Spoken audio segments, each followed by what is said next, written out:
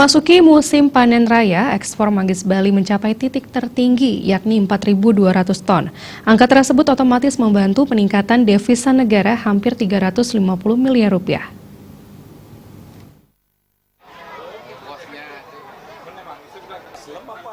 Hal tersebut diungkapkan langsung oleh petani muda Indonesia, Agung Weda, di sela-sela kegiatan Festival Manggis kemarin.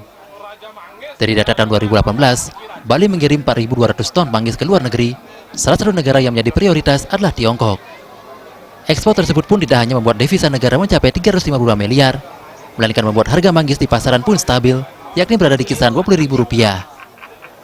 Bukan saja produksinya yang stabil, ekspor manggis ke Tiongkok pada musim sekarang ini relatif sepi saingan dari negara lain terutama Thailand. Artinya, manggis Bali sekarang ini melenggang sendiri. Hal ini menjadi kesempatan bagi para eksportir untuk menggenjot ekspor manggis. Besar hampir 90% adalah ke Cina. Manggis Bali tahun lalu 2018 kita mencapai titik tertinggi ekspor 4.000 ton, 4.200 ton dari Bali. Total devisa yang diperoleh oleh negara dari manggis Bali hampir 352 miliar, luar biasa. Dengan festival ini harapan kami dari petani muda karen dan eksportir juga dan teman-teman petani agar di tahun 2019 produktivitas dan kuantitas ekspor manggis dapat ditingkatkan lagi.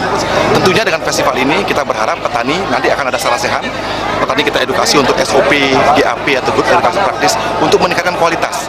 Karena manggis Bali sebenarnya hampir 30% kualitas yang baru bisa diekspor. Dengan capaian ekspor manggis tahun 2018 tersebut, Buleleng sebagai daerah penyuplai manggis siap menggenjot produksinya.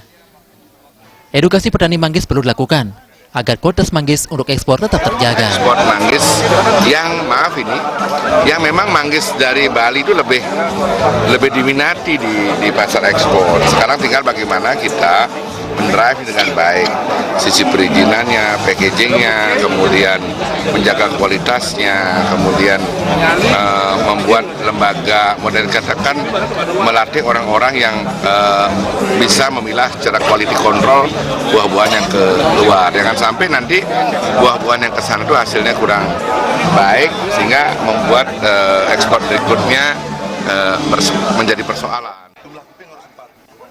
Kondisi ekspor manggis pun diperkirakan akan terus meningkat, mengingat tahun ini merupakan musim panen di beberapa perkebunan manggis. Komang Yuda,